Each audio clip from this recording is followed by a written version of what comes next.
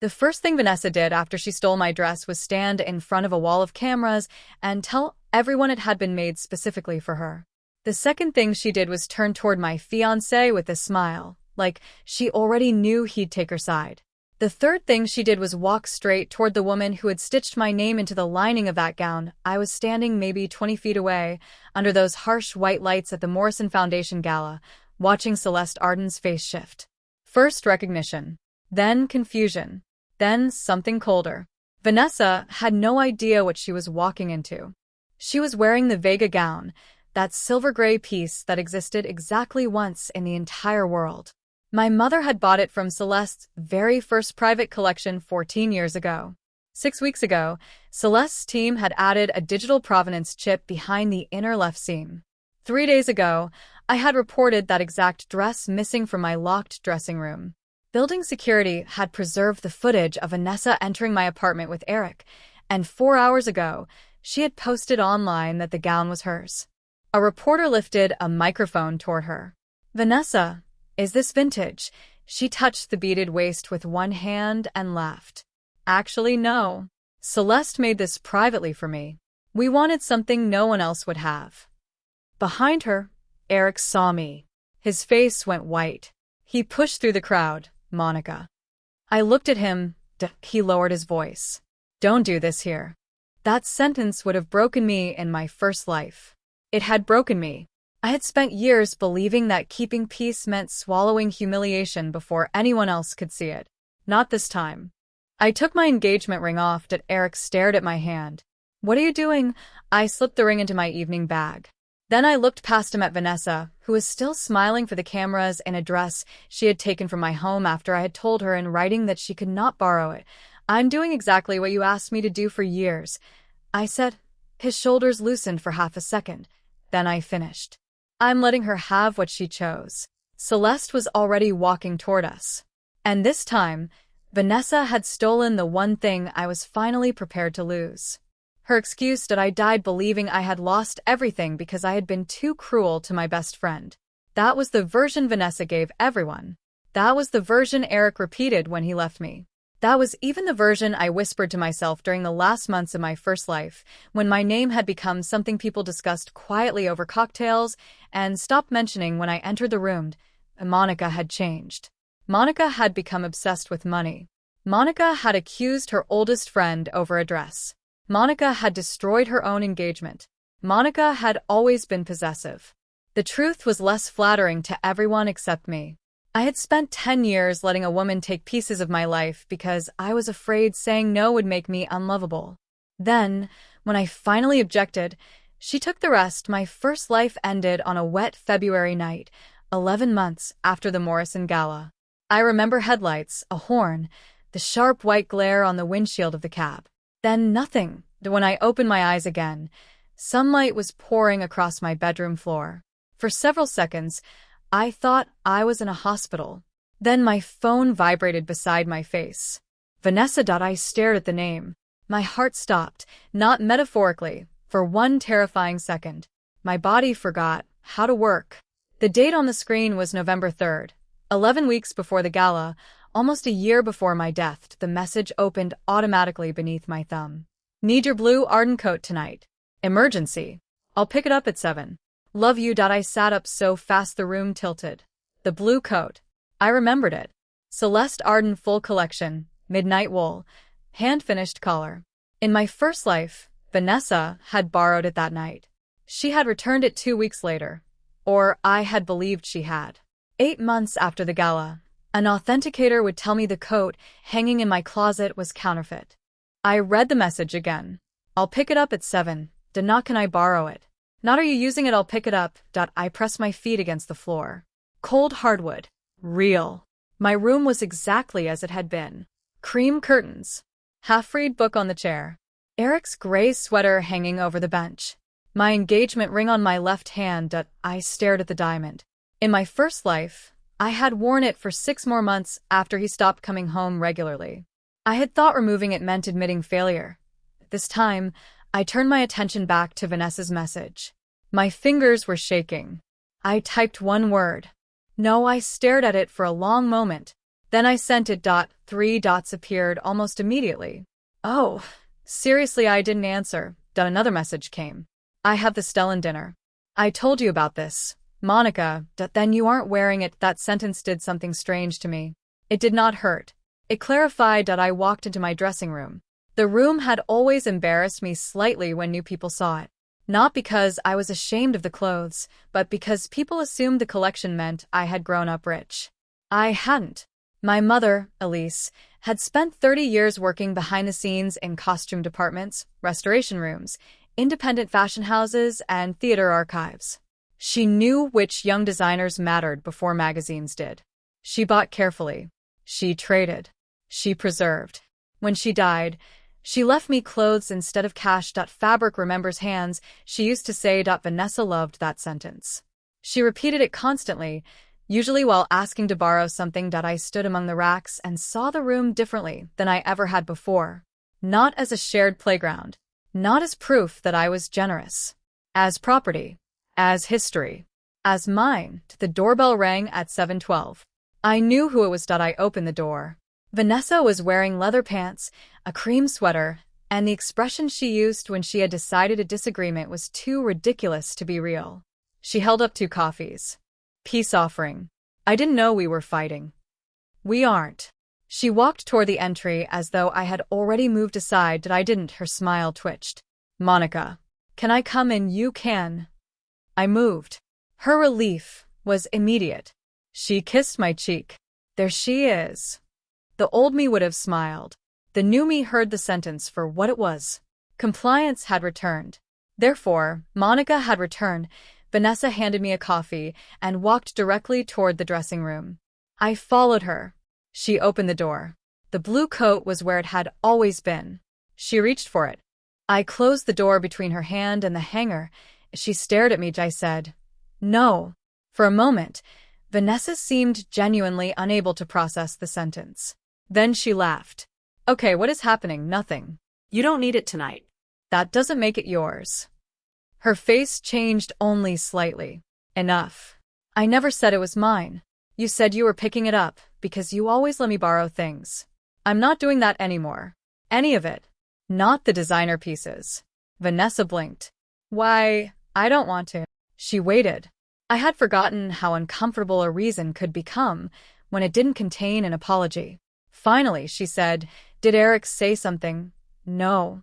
"Did Celeste?" "No." "Then what happened?" I changed my mind. Her jaw tightened. "Oh. So you're choosing a dress over me. So now that you have rich clients, you're different. So I guess friendship has terms now." She folded her arms. "You know, I've always taken care of your things." I looked at the closed dressing room door. "You've always said that." Her face went still. What is that supposed to mean? Exactly what I said. The silence between us had never sounded like that before. It sounded like a locked door. Vanessa picked up her bag. "Forget it." "Okay." That stopped her. The old Monica would have chased her to the elevator. The old Monica would have apologized for tone, timing, implication, and the existence of the coat. I stayed where I was. She opened my front door hard enough to make the walls shake. "You're being weird. Good night, Vanessa." She left. My phone rang 3 minutes later. "Eric, of course," I answered. "Hey, what happened with Vanessa?" "Hello to you, too." "What did she tell you?" "That you suddenly won't let her borrow anything." "That's true." He sighed. "Monica." I closed my eyes. There it was. My name turned into a warning. What? She's got an important dinner. Then she should wear her own coat. She was counting on you. She shouldn't. Are you two fighting? Apparently we're discovering whether we have a friendship without my closet. That's dramatic. Is it? You know what I mean? I did. He wanted the conversation to end with me feeling embarrassed enough to give in. That had been his preferred method for years. He didn't order me around. He simply made resistance look unreasonable. "Vanessa doesn't have your budget," he said. "Then she shouldn't dress at my budget." He went quiet. "Wow." "What? Listen to yourself." I almost laughed for the first time. I did listen to myself. I sounded calm, clear. Nothing like the woman I remembered from my first life, standing in a hotel corridor while Eric told me I had humiliated Vanessa by accusing her of stealing the Vega gown. A gown Vanessa had in fact stolen. "I'll call you tomorrow," I said. "Monica, don't hang up. I'm tired. We're supposed to meet the caterer tomorrow." "I know." "Then can you please not turn this into a crisis?" I looked at my dressing room door. I didn't. I ended the call, but my hands shook afterward. Boundaries were not empowering at first. Nobody told you that. The first boundary felt like stepping off a curb when you had spent your whole life waiting for someone else to tell you the street was safe, that I wanted to call Vanessa. I wanted to explain. I wanted to soften. Instead, I opened my laptop and started making a list. Every item Vanessa had borrowed in the last 3 years. That at first I remembered 20, then 32. By midnight, I had 40. 7 dresses, coats, shoes, bags, jewelry, a silk scarf my mother had bought in Paris, a black leather clutch I had forgotten existed. I searched old messages. There were photographs. "Taking the red Arden tonight. Borrowing your pearl earrings because mine looked cheap. Don't kill me." I grabbed the ivory bag, to that I had responded with hearts, laughing faces. Sure, of course, have fun. The horror was not that I had agreed. It was how often she had stopped asking. That the following morning, I canceled my first appointment and called Naomi Grant. Naomi ran a luxury authentication studio in Soho. I knew her professionally. We had worked together on estate inventories. "I need a personal audit," I told her. "How personal?" "My own closet." There was a pause. That sounds ominous. It might be. She gave me an appointment for Friday. That I spent the next 2 days photographing everything. Front, back, labels, serial numbers, hardware, alterations, receipts, old photographs, my mother's notes. By Thursday night, I was exhausted. Eric came over carrying Thai food. He kissed my forehead. "You look terrible." "Thank you. You know what I mean."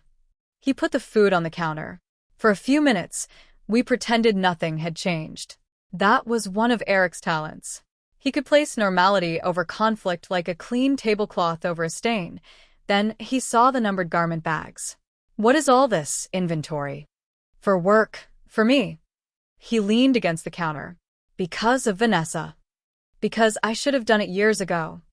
He rubbed the back of his neck. "She called me crying. I kept writing a serial number." "Okay, you don't care." "I care that she was upset. But you're still doing this." "Yes." He stared at me. "Do you know how cold that sounds?" I put down the pen. "Do you know how strange it is that I say I'm not lending out my clothes and somehow 2 people need me to defend that decision? She's your best friend. Then it shouldn't depend on a coat." "It's not about the coat." "Good. Then there shouldn't be a problem." His mouth tightened. For years, Eric had won arguments because he was better at appearing reasonable. He used lowered volume the way other people used fists. "You're punishing her for something," he said. "What? I don't know."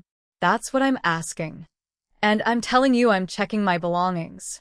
After humiliating her, I told her no in my apartment. She said you treated her like a thief. My pulse jumped there. It was too early, too familiar. I looked at him. "What did she say exactly?" "Why? Because I'm asking." He exhaled. "She said you closed the closet door in her face, and implied she doesn't return things." I said nothing. Eric looked uncomfortable. Interesting. In my first life, I had been too busy defending myself to notice discomfort. Now I watched it. "What?" he asked. "Nothing. You keep doing that." "Doing what?" Looking at me like you know something I don't. I almost smiled. "I'll see you tomorrow." He glanced at the bags again. "You're really taking these somewhere?" "Yes." "That's obsessive." "Maybe." He left 20 minutes later. I did not give him my usual spare key. When he said he had forgotten his, that mattered later. At Naomi's studio, we began with the blue Arden coat. It was authentic. I laughed when she told me. The sound came out sharp. Naomi looked up. Good news usually gets a happier reaction. I expected something else. We moved through 8 pieces, all authentic. Then she reached the cream Saint Aurelia handbag. Fictional luxury houses loved complicated authenticity systems. This one had a micro-engraved hinge, a stitched production code, and a specific grain pattern in the lining. Naomi took 6 minutes. Then she removed her glasses. "Where did you buy this?" "The Saint Aurelia Madison store." "Do you have the receipt?" "Yes." She turned the bag. This isn't the bag on your receipt. My throat closed. Are you sure? Very. She showed me the logo depth was wrong. The stitching spacing was almost perfect. Almost. The serial plate used the right sequence but the wrong alloy. A good counterfeit, she said. Probably $1,200. The real one was $14,000. I stared at the bag. In my first life, I had discovered this months after the gala. This time it was November. Vanessa had already done it. The rebirth had not returned me to innocence. Only to an earlier stage of the theft. Naomi watched my face. Who had access? I swallowed. Keep going. The next 5 pieces were real. The camel Arden coat was not. Neither were a pair of limited edition heels. By the time we finished, 3 pieces had been replaced. Estimated original value: $38,000. Estimated value of the fakes: under $4,000. Naomi printed the preliminary findings. Before you accuse anyone, get your documentation together. Serial numbers, old photos, service records if they were ever repaired, insurance schedules. I have most of it. Then don't contact whoever you suspect yet. I already stopped lending her things. Naomi's eyes lifted. I nodded. She didn't ask. Professionals understood the value of not saying more than necessary. That night, I searched every old photograph I had. One of the authentic heels appeared in a photo from Vanessa's birthday 2 years earlier. The cream bag appeared in 7. The camel coat appeared in a winter campaign she had posted. I searched resale sites. Nothing. Then I remembered that Vanessa had once sent me a link to an account she claimed belonged to a stylist friend. I found the message. The account still existed. 31 sales, mostly luxury accessories. The seller name was hidden, but the archive images remained. My cream Saint Aurelia bag had sold 16 months earlier. I knew it was mine because of a tiny dark mark under the right handle. I had spilled eyeliner on it in Montreal. The listing photographs showed the mark. My hands went cold. I clicked the comments. The buyer had written, "Beautiful and exactly as described. Thanks for including the original Allison receipt. Made authentication easy." I stopped breathing. The receipt. My receipt. Not a copy. I ran to the dressing room and pulled open the archive drawer. The Saint Aurelia folder was empty. So was the file for the camel coat. Vanessa had not only borrowed my clothes. She had removed the provenance documents, sold the originals, bought replicas, and returned them. This required planning, time, knowledge, confidence that I would never check. My phone lit up. Vanessa. I didn't answer. She called again. Then Eric. I let both ring. I sat on the dressing room floor until the room grew dark. In my first life, I had thought betrayal arrived like an explosion. It didn't. Sometimes it arrived as inventory. One missing receipt at a time. One replaced bag. One lie you had laughed at because believing it was cheaper than asking a question. I opened my messages with Vanessa. There were 10 years of them. Vacations, breakups, birthdays, my mother's funeral, the night Eric proposed. Vanessa had been there for everything. That was what hurt. Not that none of it had been real. That some of it probably had. People wanted betrayal to be simple. They wanted villains who had never loved you. But I believed Vanessa had loved me. Once. Then she had learned that loving me came with benefits. Eventually, she started protecting the benefits more fiercely than the friendship. I created a folder on my laptop. I named it Personal Inventory. Not Vanessa. Not evidence. Not revenge. I wasn't ready for those words. I scanned Naomi's report, uploaded screenshots, saved the resale listing, copied every relevant message. Then I changed the passcode to my apartment at 11:42 p.m. Vanessa texted, "I don't know what is going on with you, but I hope you remember who was there before all these fashion people decided you mattered." I read it twice. Then I typed, "I remember." I didn't send anything else. 5 minutes later, another message appeared. "Good. You should." I looked around the dressing room. 4 to 7 items. 3 confirmed counterfeits. 2 missing provenance folders. 11 weeks until the gala. And somewhere in the back of the closet, protected inside an acid-free garment bag, was the one dress I knew Vanessa would eventually decide she deserved. The Vega gown. In my first life, she had taken it. This time, I would make sure every thread remembered who it belonged to. The Vega gown had never been my favorite dress. That surprised people. It was certainly the most valuable, silver gray silk, thousands of hand-set beads, a narrow waist, a low architectural back that made photographers lose their minds. But when I looked at it, I didn't see money. I saw my mother standing barefoot in our kitchen 14 years ago, laughing because she had spent more on a dress than on her first card. Terrible financial decision, she had said. Then why did you buy it? She had held the garment bag against herself. Because sometimes preserving beauty is a form of work. She wore it once, years later, after cancer had made her too thin for it. She asked me to promise I would never keep things simply, because they were expensive. Keep what still speaks, she said, that the Vega still spoke. That was why Vanessa wanted it. Not because it was the prettiest dress in my closet, because everyone knew it mattered. 2 days after Naomi's report, I called Celeste Arden. She answered herself. Monica, hi. I was thinking about you last week. That's either good or ominous. At my age, everything is both. I laughed. It was the first natural laugh I had managed in days. Celeste had known my mother since before I was born. When I told her I needed to update the provenance documentation on Vega, her tone changed. Is something wrong? I found substituted pieces in my collection. Silence. Counterfeits. 3. Do you know who? I have a strong idea. And Vega still here? Good. I hesitated. I want everything documented. No assumptions. No gaps. Bring it in. Her atelier occupied the 4th floor of an old building near Union Square. No giant logo, no velvet rope. Just cutters, pattern tables, steam, thread, and people who knew that luxury was usually made by exhausted hands under bright lamps. Celeste met me wearing black trousers and white sneakers. She unzipped the garment bag. For a moment, she said nothing.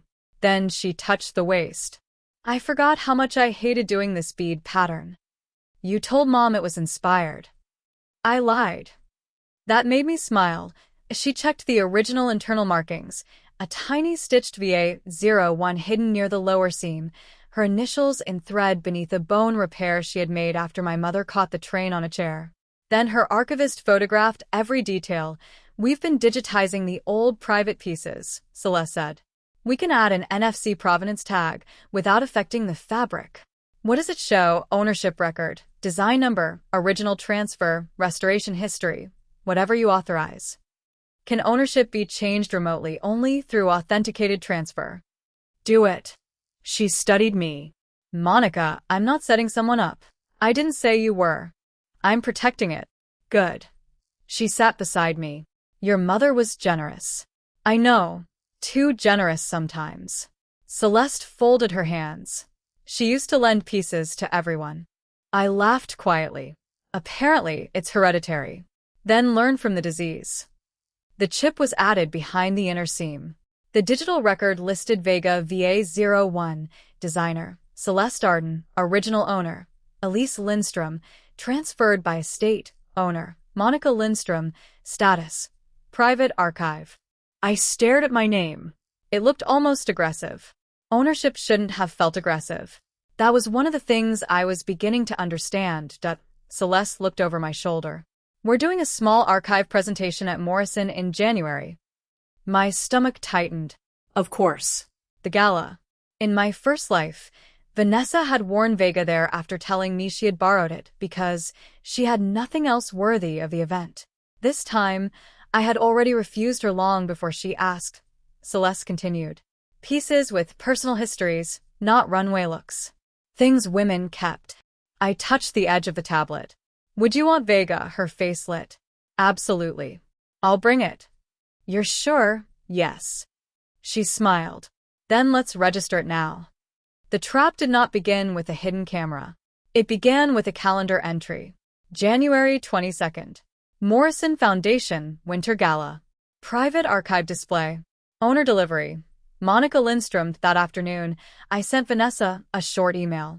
It was not emotional. Vanessa, I'm documenting my collection for insurance and archival purposes. Going forward, I am not lending clothing, bags, jewelry, or shoes from the collection. Please return anything of mine currently in your possession by November 15th. This includes the black Arden clutch and my mother's silk scarf. Thanks, Monica. 10 minutes later, she called. I did not answer, but then came the messages. Are you serious? You email me now. What is wrong with you? You mean you're not lending to anyone or just me? I responded. Anyone. That was technically true for the moment, she wrote. This is insane. I saved the messages. Eric arrived that evening. He didn't kiss me. He held his phone. You emailed her? Yes. Like she's an employee. Like I wanted a clear record. Of what? My belongings. He laughed once. Not because anything was funny. You're making a list of what she has. Yes. Do you hear yourself? I do. You've known her since college. Correct. She helped you through your mother's death. Also correct. And now you're treating her like a criminal. I looked at him. I haven't called her a criminal. You don't have to. Why are you so angry? I'm worried about you. No. You're angry. His jaw flexed. Fine. I'm angry because this isn't you. That sentence hurt more than I expected. Not because it was true. Because it showed exactly which version of me Eric considered authentic. The accommodating one, the useful one, the one who did not make him uncomfortable. I think this is me, I said. No. This is paranoia. I found counterfeit pieces in my closet. His expression changed.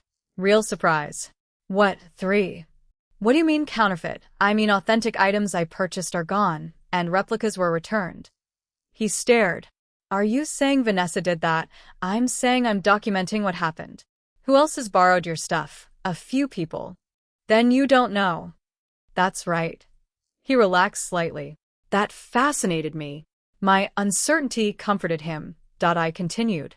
One of the missing originals was sold online. The listing included my receipt. The relief disappeared. He sat down. Maybe she got them mixed up with a counterfeit. I don't know. Neither do I. Then don't accuse her. I haven't. You clearly think it's her. I clearly think I need records. He rubbed both hands over his face. This is going to blow up our entire friend group. No. If nobody stole anything, it won't. He looked at me. You really believe that? Yes. God. I stood. What? Nothing.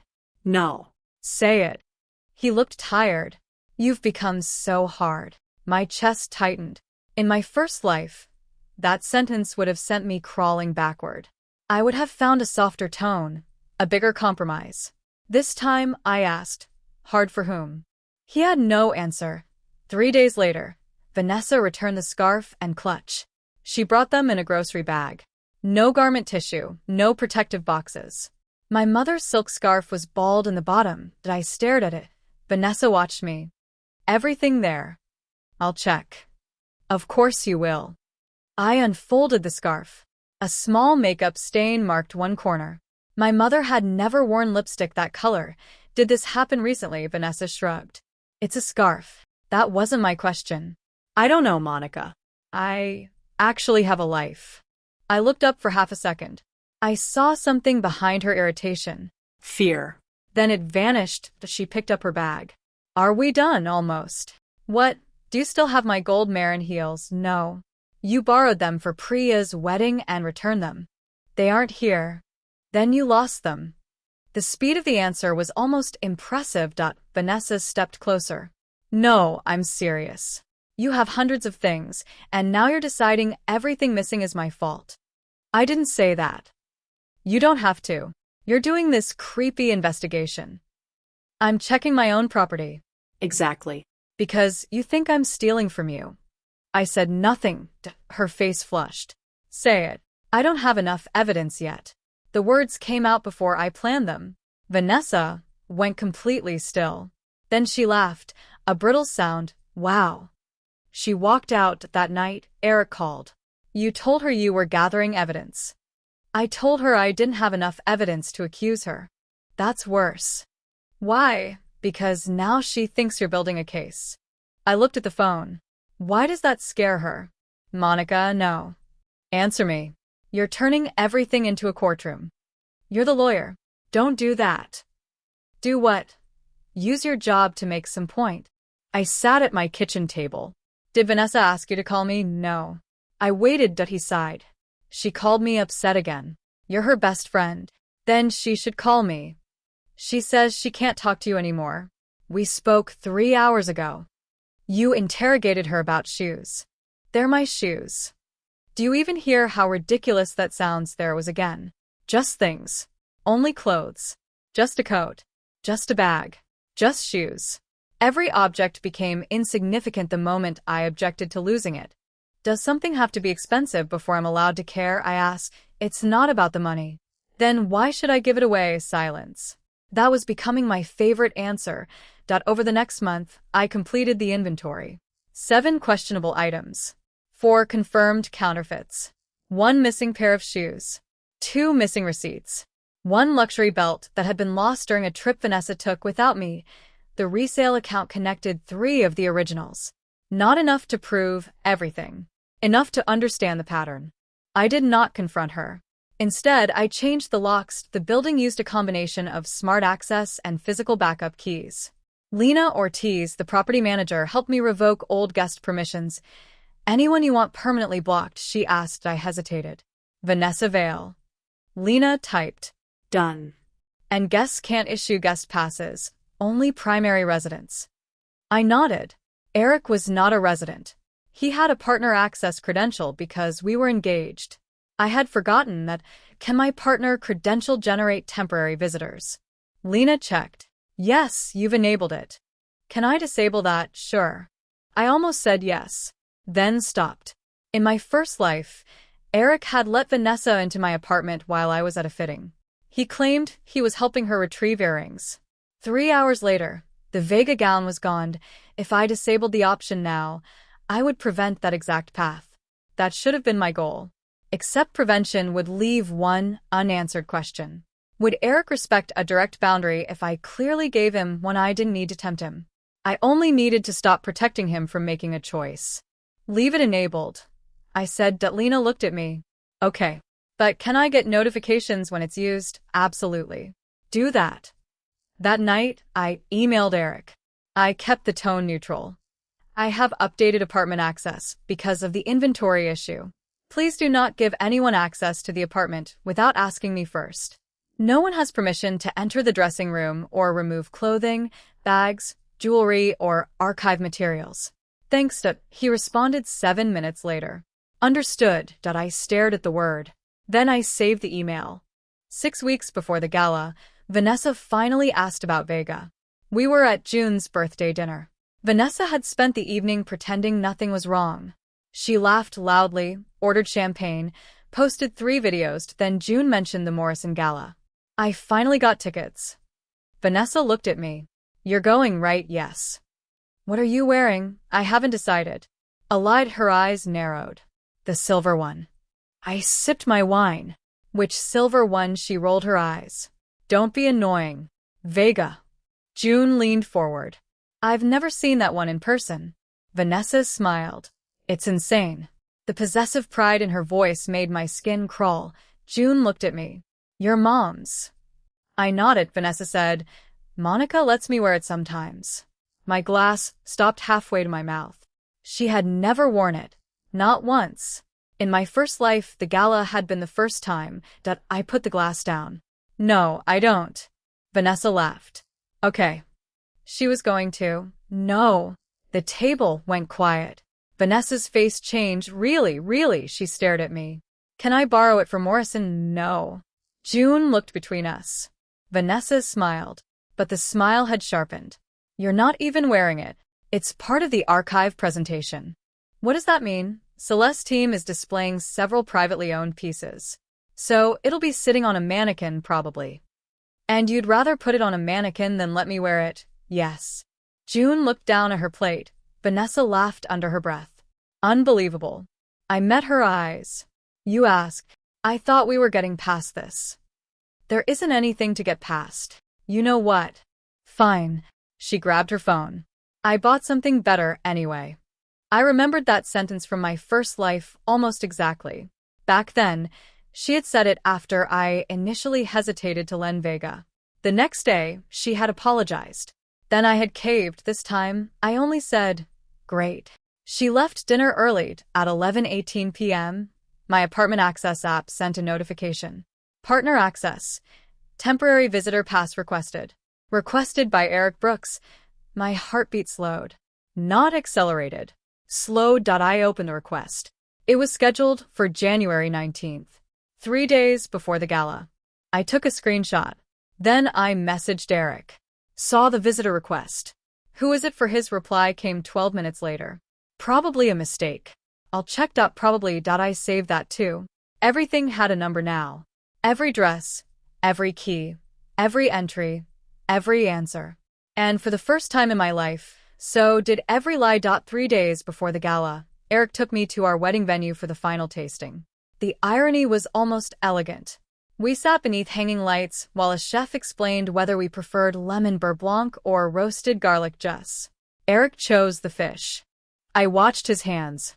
Those hands had signed our venue agreement, held mine in my mother's hospice room, helped Vanessa into my apartment in my first life. People were never only the worst thing they did to you. That was what made leaving difficult. You're quiet, he said, thinking about the wedding. He smiled cautiously. Good thoughts. I looked around the room. White linens, tall windows, 200 chairs, a stage where I had once imagined dancing with him. I don't know yet. His smile faded. Monica. What are we? Okay, the question was so late I almost admired it. Do you think we are? I think the last few months have been strange. Because I stopped lending Vanessa clothes. Because you've become suspicious of everyone. Everyone, you know what I mean. No, I don't. He leaned forward. You inventory your apartment. You save texts. You put alerts on the locks. How do you know about the alerts? His eyes flickered. There. I did not move. I saw the settings, he said, when last week. You don't live there. I'm your fiancé. That wasn't my question. His shoulders stiffened. I was helping you with the router. The access settings aren't on the router. Monica. I smiled without warmth. There it is. What? My name is a warning. He pushed his chair back slightly. Can we have one normal conversation? We can have an honest one. I am being honest. Who is the temporary visitor pass for? His face went blank. Then annoyed. I told you I clicked something by accident. It's scheduled for tomorrow. He froze. I had changed the date in the question deliberately. The actual request was for that afternoon. He didn't correct me. He didn't know. Cancel it. I said that I will. Now. He stared, then pulled out his phone. He opened the building app. A few seconds passed. My phone vibrated. Temporary pass canceled. I nodded. Thank you. He gave me a wounded look. Do you trust me at all? Not anymore. I almost said it. Instead, I asked, do you trust me when I say no? His expression hardened. That isn't the same thing. It is to me. We left without choosing dessert. The next morning, I packed Vega myself. I photographed the garment inside and out, the NFC chip, the stitch number, the garment bag, the zipper seal. I placed it on the center rack in the dressing room. Then I did something that would later make Vanessa scream that I had trapped her, but I went to work. That was all. I did not hide the dress. I did not bait her with a message. I did not leave my door open. I did not invite her. The dress was inside my home, inside a private room, behind a door she had no permission to enter. At 1:07 p.m., my phone vibrated during a client fitting. Partner access used. Eric. I stared at the screen. 1 minute later, temporary visitor access created, and my mouth went dry. The visitor name field said TV. I put the phone face down. Monica, my client asked. I'm sorry. 1 second. I walked into the hallway. My hands were cold. I opened the building security app. The corridor camera was not available live to residents, but access events were. Eric entered at 1:07. Visitor credential at 1:08. I messaged Lena. Could you preserve corridor footage from 1 o'clock onward today? Possible property issue. Don't send yet. Just preserved, she replied. Yes. Is everything okay? I typed. Not sure yet. At 1:31, the dressing room motion camera alerted me. I had installed it 2 weeks earlier. Not hidden. A small white security camera mounted above the interior door, pointed toward the entrance and central rack. It did not record changing areas. It did not face mirrors. Its purpose was inventory security. The clip appeared. Eric entered first. Vanessa followed. My stomach turned. She was wearing sunglasses in January inside my apartment, like a celebrity trying not to be recognized by furniture. There was no sound at first. Then Eric's voice. Where are the earrings? Probably in here. You said bathroom. I said I wasn't sure. He stopped. Vanessa. What Monica specifically said not to go in here. A beat. Then Vanessa laughed. So, she's already losing it. Exactly. She stepped out of frame, then returned. She was holding the Vega garment bag. Every muscle in my body locked, Eric said. No. Vanessa looked at him. Oh, please. I'm serious. So, put it back. She isn't wearing it. It's being displayed. I'll bring it back. Vanessa. She moved closer.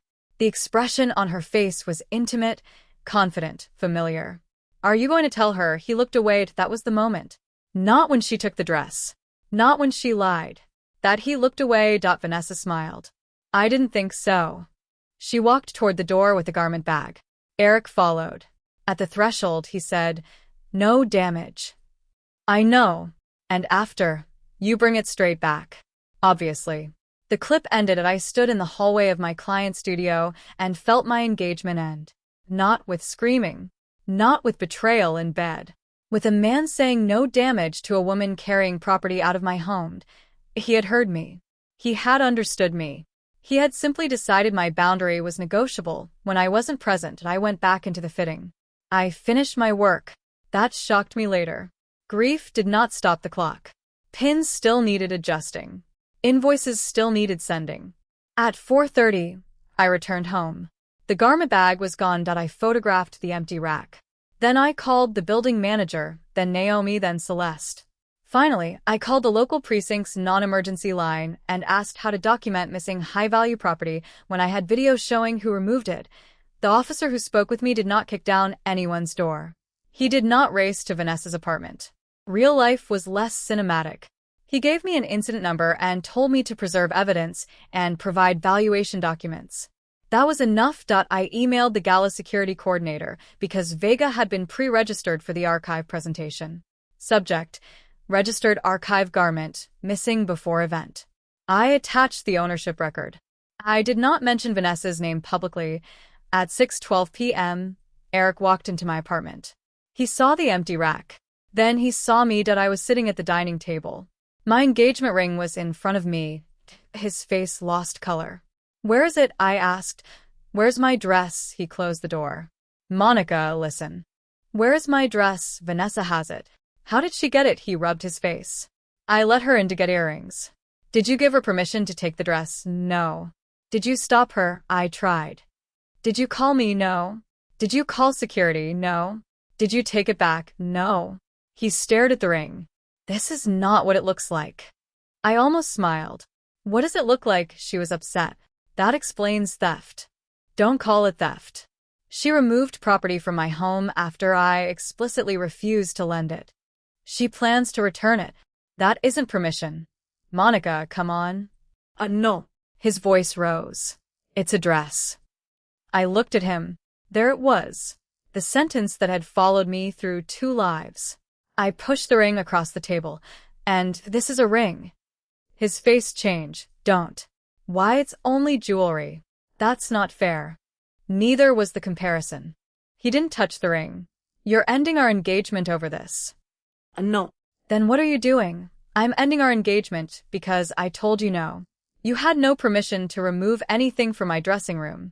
You replied, understood. Then you opened my apartment for the exact person I had refused. She manipulated me. You're 33. She said she needed to get earrings. And when she took the dress, I told her to put it back. But you walked out with her. He stood abruptly. What was I supposed to do? Physically rip it out of her hands? You were supposed to choose whether my no mattered. It did. No.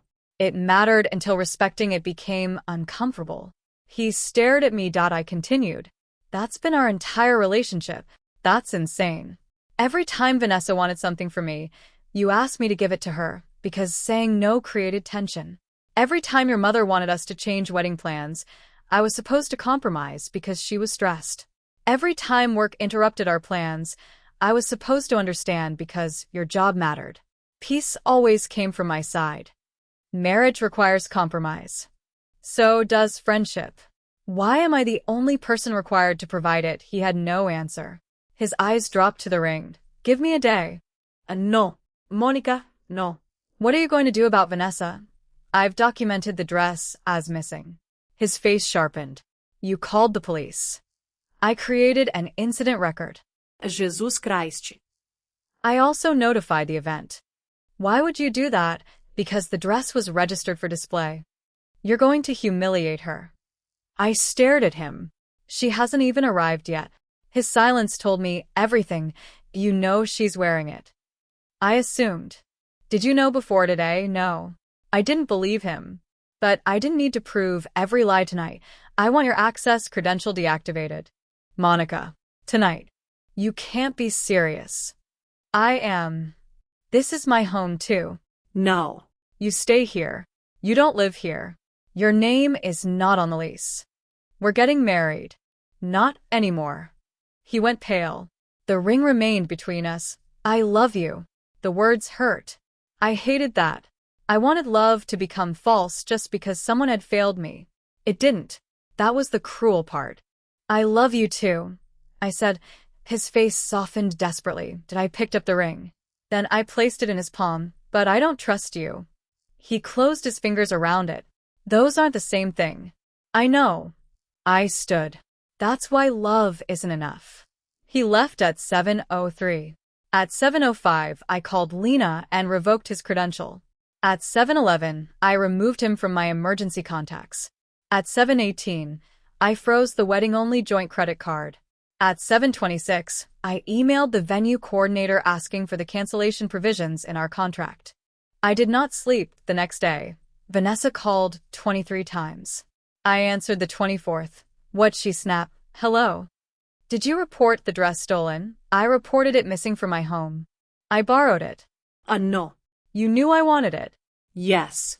And you weren't wearing it. I told you no. You're actually insane. I sat by the window. Bring it back.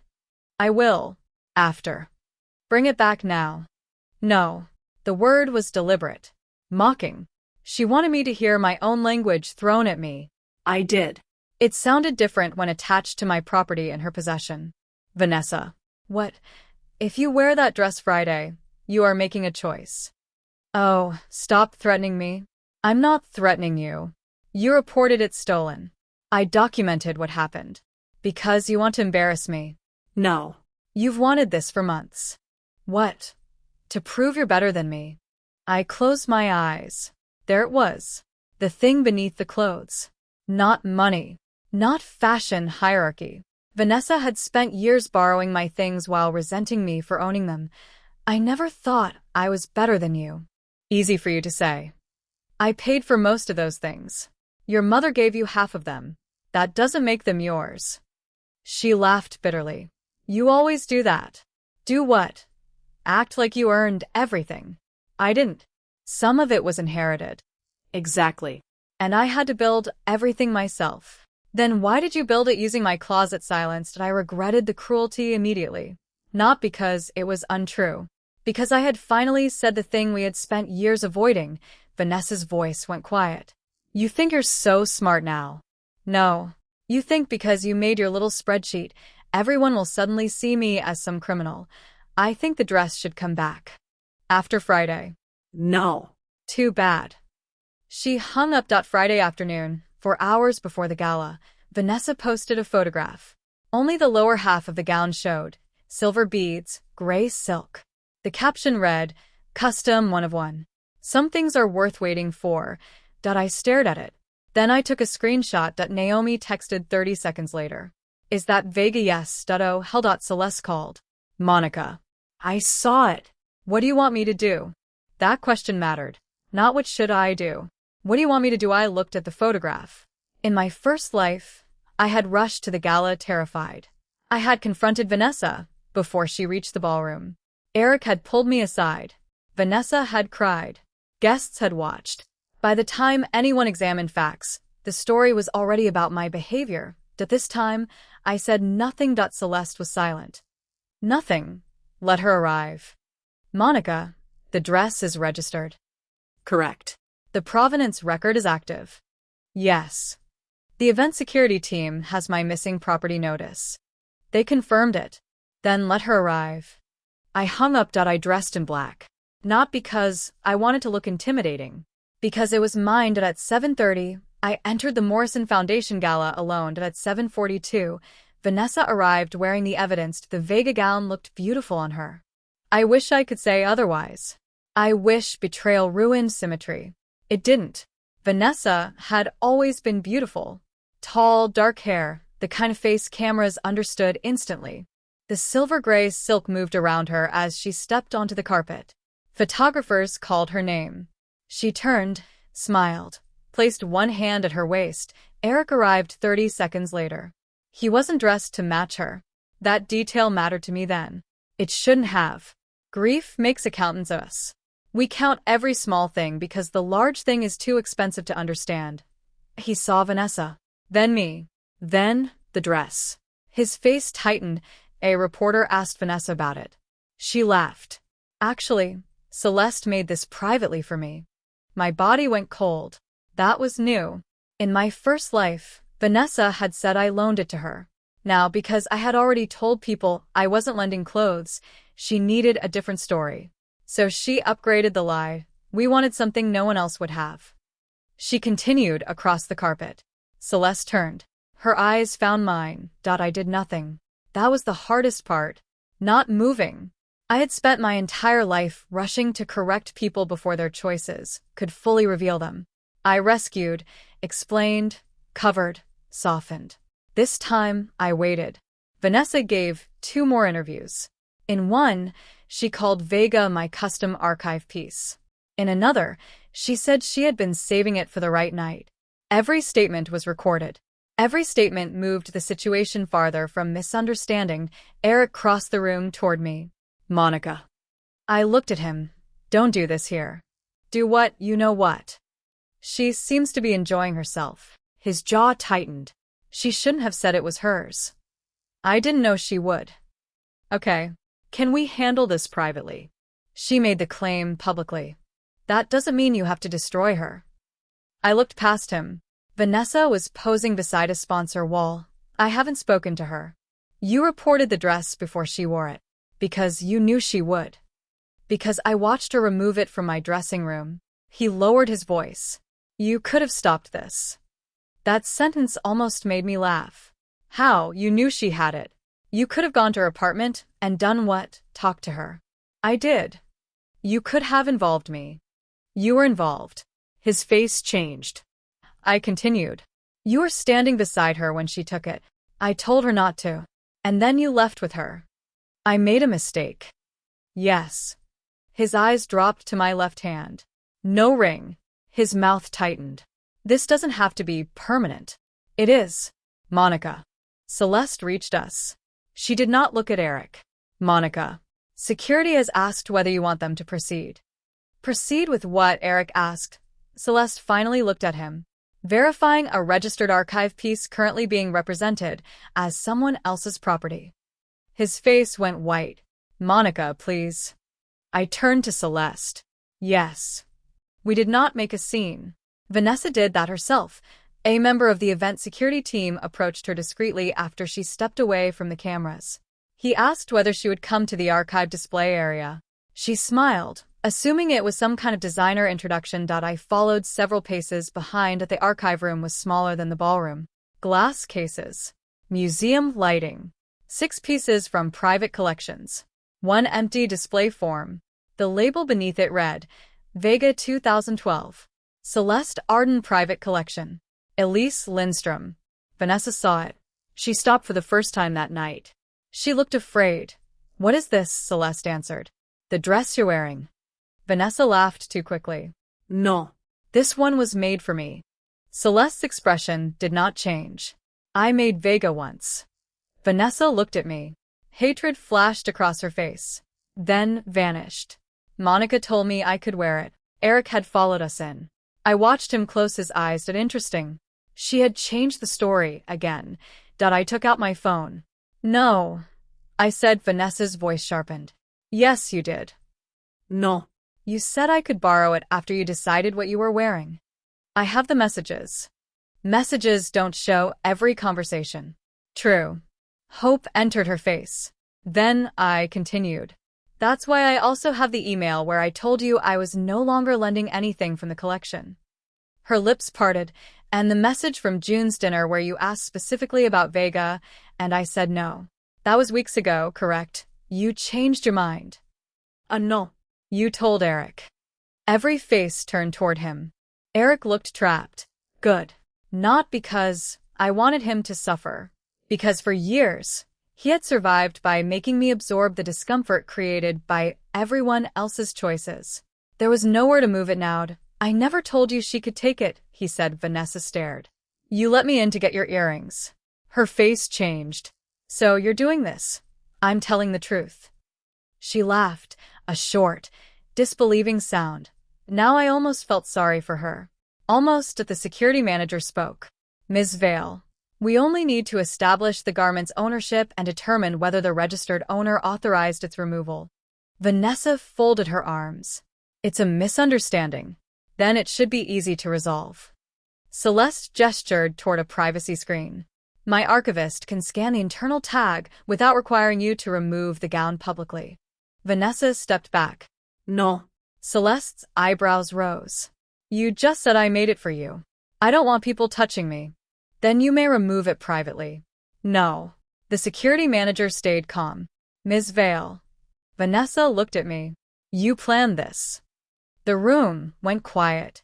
I felt something inside me settle. There it was.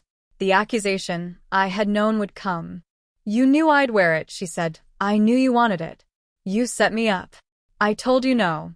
You left it there in my dressing room. You knew Eric would let me in. I knew he might. Eric flinched. Vanessa pointed at me. See, she admits it.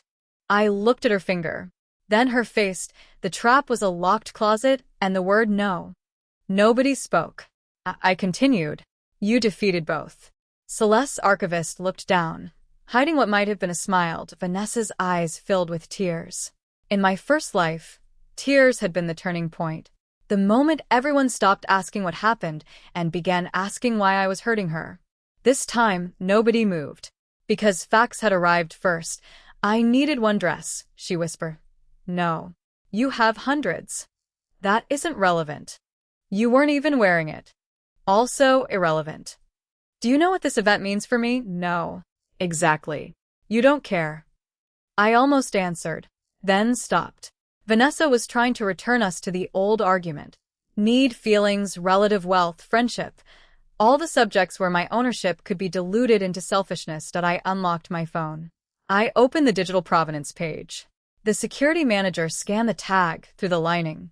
A confirmation appeared. Vega VA01. Registered owner, Monica Lindstrom. Previous owner, Elise Lindstrom. Status, private archive. Event designation, Morrison Foundation Archive Presentation. Celeste nodded.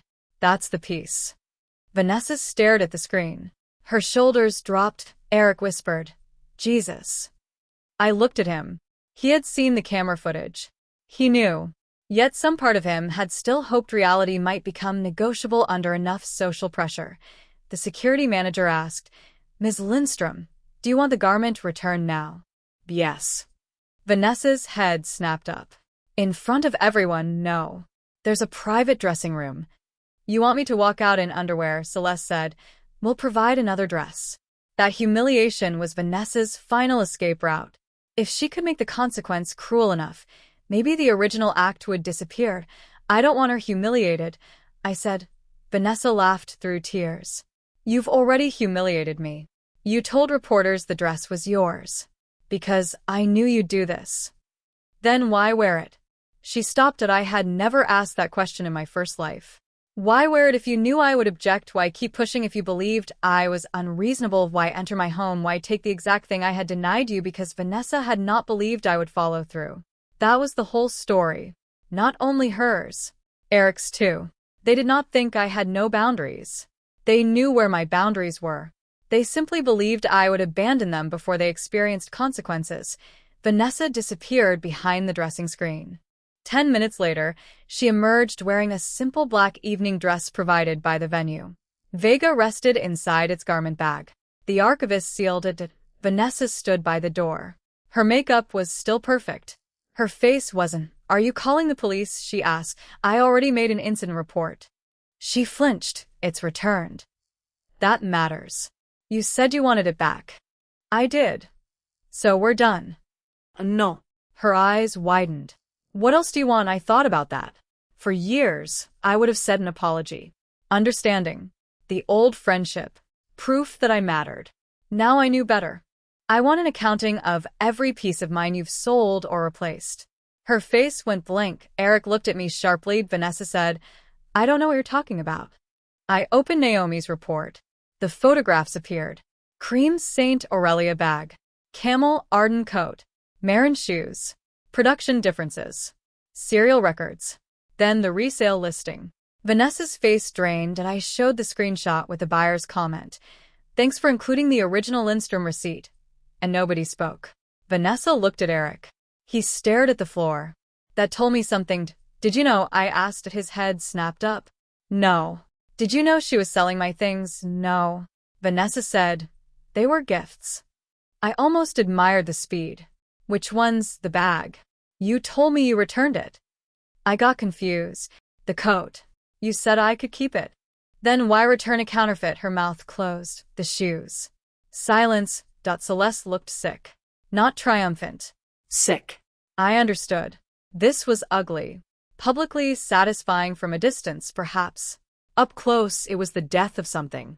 10 years of birthdays, trips, hospital waiting rooms, inside jokes, gone beneath a pile of receipts. Vanessa whispered, "You have no idea what it was like being your friend." My throat tightened. "Then tell me." Her eyes flashed. "Everyone loved you." I nearly laughed. "What, you walked into rooms and people knew your mother? Designers called you. Clients trusted you. You never had to try." "That's not true." "Of course you think that. My mother died, and somehow even that made people protect you." I stared at her. She was crying now. Not performatively. Really crying. "You always had something," she said. "A name, a collection, Eric. Work people who opened doors. I was the fun friend. The girl borrowing your dress." My anger softened. Not into forgiveness. Into comprehension. "Those were different things. Why didn't you tell me?" She laughed bitterly. "What would you have done? Given me more?" The words landed. Maybe that was the terrible answer. Yes. I probably would have. And she knew it. "You could have walked away." I said, "So could you." "You're right." Vanessa blinked. I nodded. "I should have." The room went silent. She wiped her cheek. "What happens now?" "I'll send you a list of the documented missing items. And, if I pay you back, then you'll have paid me back." Her face crumpled slightly. "That's it, a yes." "You don't want to fix us." "No."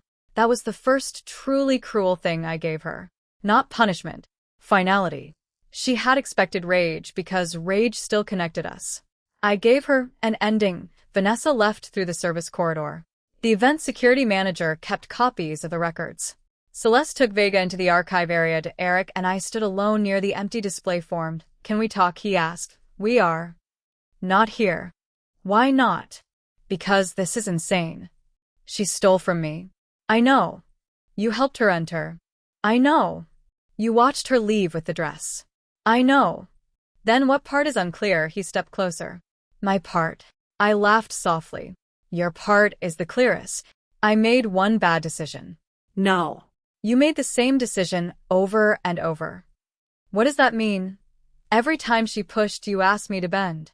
"Because I was trying to keep peace." "For whom? Everyone." No. "Not everyone." You. He looked stunned. "You hated conflict." So you outsourced it to me. "I was supposed to give in before anyone could be upset." "That's unfair." "Is it? I supported you for years." "You did." "I loved your mother." "You did." I stood by you when you started your business. Yes. Then stop acting like I was some monster. I don't think you're a monster. That hurt him more. I could see it. I continued. I think you're a man who loved me as long as loving me didn't require disappointing someone louder. He stared. Monica, I can't marry that. His eyes filled for one awful second. I wanted to hold him. I loved him. That remained true. I hated that truth. He reached for my hand. I stepped back. He let his arm fall. Is there someone else? The question surprised me. No. Then why does this feel so easy for you? It isn't easy. You look fine. I died, once already. The words almost escaped. I stopped myself. He frowned. What? Nothing. I looked at him. In my first life, I had spent months trying to prove pain to people who believed calm meant cruelty. I would not do that again. You don't get to measure what this costs me by how loudly I suffer. His eyes closed. I can fix this. No. I'll cut Vanessa off. That's your decision. I'll testify. I'll pay for the missing things. They aren't your debt. I'll do whatever you want. I wanted you to respect no before it had consequences. He looked at me. I shook my head. You can't give me that afterward. A noise rose from the ballroom. Music. Applause. The gala continued. Of course it did. The world had never promised to dim itself for private endings. I turned toward the ballroom. Eric said, Are you really going back in? Yes. After all this. Especially after all this. Vega stood inside the glass display case 20 minutes later. Not on Vanessa. Not on me. Behind glass. Its history card beneath it. Elise Lindstrom. Monica Lindstrom. I stood in front of it for a long time. Then June appeared beside me. Are you okay? No. She nodded. Fair. We stood silently. Then she said, I think Vanessa sold one of my bags. I turned. June held out her phone. A photograph showed a red leather tote. I lent it to her 2 years ago, she said. She said it got stolen from her car and paid me half of what it cost because that was all she could afford. My stomach dropped. The same resale seller account was on the screen. I looked at June. She looked at me. The gala was not the end. It was only the first room where the lights came on. By Monday, 6 women had contacted me. By Wednesday, there were 9. Not all had been robbed. That distinction mattered. Vanessa had borrowed many things and returned them. Some late, some damaged, some perfectly. But 4 women found listings that appeared to match missing items. 2 recognized distinctive marks. 1 had a receipt number in an old photograph. Priya discovered that a vintage bracelet Vanessa claimed to have lost at a beach resort had been sold 3 weeks after the trip. June's bag had not been stolen from a car. It had been sold. The story spread without my help. That was another lesson. When people accused me of destroying Vanessa publicly, they imagined I had some machine that controlled attention. I didn't. Vanessa had built a public life. Public lives amplify public contradictions. People saw the gala video. They clipped her sentence. Celeste made this privately for me, and placed it beside Celeste saying, I made Vega once. The internet did what it always did. It became crueler than facts required. I hated that. I refused interview requests. I posted one statement. A personal property dispute involving an item from my late mother's archive occurred at the Morrison Foundation event. The garment was returned. I will not discuss private individuals beyond what is required through appropriate legal channels. That was all. People called it classy. It wasn't. It was self-protection. I had already spent one life explaining myself to strangers. I wasn't doing it again. Vanessa hired an attorney. So did I. Not a glamorous courtroom shark. A calm woman named Rebecca Lynn who handled property disputes and contract issues. She read my file. Then she looked at me. You did my favorite thing. What? You kept boring records. I laughed. She tapped Naomi's report. People underestimate boring. We sent Vanessa a formal demand, limited to my documented losses. Authenticated original pieces. 2 provenance documents. 1 pair of missing heels pending verification. No emotional damages. No outrageous number. No demand for social media apology. Just property replacement value where appropriate. Return if still possessed. documentation of any resale. Vanessa's attorney responded aggressively at first, then less aggressively after receiving the resale screenshots, then much less aggressively after the platform confirmed transaction timestamps. Within 5 weeks, mediation was scheduled. I saw Vanessa for the first time since the gala in a conference room with terrible coffee. She looked smaller, not physically, contextually. No ring lights, No photographers. no borrowed coat. Just a woman I had once called when my mother stopped recognizing me during the last week of her life. For a moment, grief almost knocked me over. Vanessa saw it. Her face softened to Monica. Rebecca glanced at me. I shook my head slightly. I'm okay. We sat. The mediation lasted 4 hours. Vanessa admitted selling 3 of my pieces. She claimed the 4th had been sold by someone she worked with. The evidence disagreed that eventually, her lawyer asked for a break. Vanessa found me near the restroom. Can we talk without attorneys? No. She flinched. Please. I hesitated. Then Rebecca appeared behind me. I'm staying within sight, she said. Vanessa rolled her eyes. Of course. We stood by a window. Traffic moved 12 floors below. Vanessa crossed her arms. Are you happy? No. Really, everyone hates me. Not everyone. Enough. I can't control that. You started it. You took my things. I paid you back. You're agreeing to pay me back. Same difference. No. She laughed bitterly. There she is. Who knew Monica? I looked at her. Maybe. I like the old one better. I know. That silenced her. Her eyes filled. Do you have any idea how humiliating this has been? Yes. No. You don't. I was publicly accused of trying to frame you. I stopped, she frowned. What, nothing? Old memories pressed against my ribs. In my first life, Vanessa had won the first version of this story. Not legally. Socially. I had confronted her without enough proof. Eric defended her. She cried. I screamed. A video showed only me shouting while Vanessa said, You told me I could borrow it. People saw behavior, not history. This time, I had given history somewhere to stand. Vanessa stared at me. You could have warned me. I told you not to take the dress. You knew I would. No. I suspected you might. You wanted me to. The accusation came again. I was ready for it now to know. You left it there in my home. You knew Eric would help me. I wanted to know whether he would respect my boundary. So I was a test. No. He was. Her face changed. That was the first time she understood. The trap had never been designed for her alone. It had exposed Eric too. Vanessa looked away. He misses you. I know. He hates me now. That sounds like an Eric problem. He says I ruined his life. I almost laughed. Of course he does. You really don't care. Care. I'm just no longer responsible. She looked at me for a long time. Then she whispered, He kissed me. I did not move. Last summer.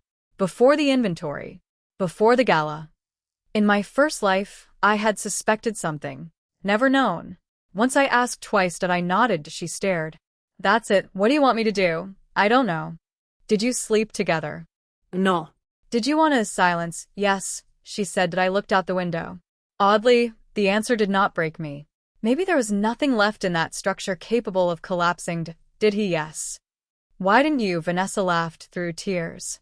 Because I wasn't as terrible as you think. I turned back. I don't think you're entirely terrible. That startled her. I think you became someone who kept choosing what she wanted over what it cost me. She wiped her cheek. So did you. How? You kept me around when you knew I resented you. I stared. She continued. You liked being the generous one. The words hit harder than I wanted them to. Because there was truth inside them. Not enough to excuse her. Enough to implicate me in the shape of our friendship that I had liked being needed. Needed people rarely got abandoned. After my mother died, usefulness became a language I trusted more than affection. I remembered birthdays I paid for. Trips I organized. Clothes I offered before anyone asked. Problems I solved. Maybe generosity had not always been generosity. Sometimes it had been fear, wearing a prettier dress. You're right, I said. Vanessa blinked. I did as she looked almost angry. Don't do that. Do what? Agree with me like you're above everything. I'm not above it. Then get angry. I am angry. You don't look angry. I spent a lifetime looking angry. She frowned again. I could not explain that. I didn't need to I used generosity to make myself hard to leave, I said. You used it as permission to take. Vanessa stared at me. That's probably the closest we're going to get to understanding each other. Her face crumpled. Can we ever be friends again? The old me lived inside that question. 21-year-old Monica. 25-year-old Monica. Monica at her mother's funeral, holding Vanessa's hand. Monica at 30, laughing while Vanessa tried on earrings in my bedroom. I loved all those women. I even loved the Vanessa they had. No, I said. She closed her eyes. A tear slipped down. Okay. That was our ending. Not screaming. Not security dragging her away. Just know that the mediation concluded that afternoon. Vanessa agreed to reimburse the documented property losses through a structured settlement. She returned one original item she still possessed. The platform records for the other women went to their own attorneys. I did not join a group lawsuit. I did not become the center of everyone else's revenge. My life had already spent enough time orbiting Vanessa. Eric started emailing me the week after the gala. At first apologies, then explanations, then long messages about therapy, then memories, photos from vacations, a picture of us assembling a bookshelf badly, a screenshot of my mother's last birthday message to him. That one nearly made me respond. I didn't. 3 months later, he asked to meet once. I agreed because the wedding contracts were finally settled and his remaining belongings were in storage. We met at a coffee shop. He looked older. Maybe I did too. He sat across from me. Thank you. For what? Coming. I nodded. He looked at my hands. No ring. No. I still have it. You can sell it. His mouth tightened. I don't want to. Then don't. He laughed softly. You make everything sound simple. No. I stopped making everything complicated enough to avoid the answer. He looked down. Vanessa told you about the kiss. Yes. His face went pale. She said she would. Okay. It wasn't an affair. I know. It happened twice. I know. I stopped it. Eventually. He rubbed his thumb across the cardboard cup. I liked that she wanted me there. It was an honest sentence. Maybe the first one. I know. I think I liked being the person in the middle. I know. He looked up. How? Because every time she wanted something from me, you became important. You negotiated. You calmed everyone down. You were the reasonable one. As long as Vanessa and I had tension, you got to be necessary. He stared at me. I didn't do that consciously. I believe you. That seemed to hurt him. He looked out the window. I've been talking to someone. A therapist. Good. I kept thinking if I could explain myself well enough, you'd understand. I understand. His eyes filled. Then why can't you forgive me? I can. He stared. I took a breath. I can forgive you, and still not marry you. For years, I had confused forgiveness with reinstatement. If someone apologized, I thought I had to return their access to my home, my time, my trust, my body, my future. Now I understood forgiveness was not a key. Eric swallowed. Was none of it real? My love was real. He looked at me. That was the problem. I kept using something real to excuse everything you did with it. He covered his face for a moment, then lowered his hands. I thought we'd have kids. So did I. A house. I know.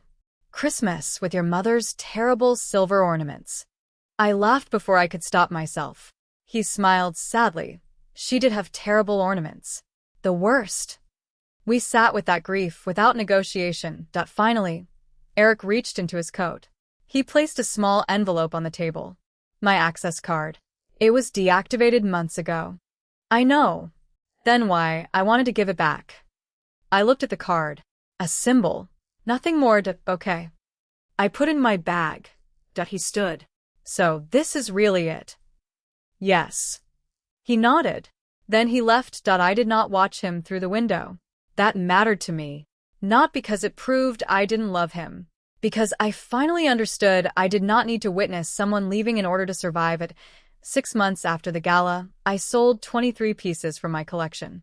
People were shocked. Especially Celeste. You fought a small war over ownership and now you're selling half of it. I fought for the right to decide. She smiled. Fair. Some pieces went to collectors. Several went to archives. One coat went to a young costume designer who nearly cried during the fitting. I kept Vega. Not because it was valuable. Because it still spoke to that summer, I curated a small exhibition called Nothing Borrowed. Celeste hated the title. Sounds hostile. It's not. It absolutely does. I kept it anyway. The exhibition wasn't about theft. Not directly. It was about clothing women kept. A grandmother's coat. A graduation dress. A lawyer's first courtroom suit. A nurse's shoes.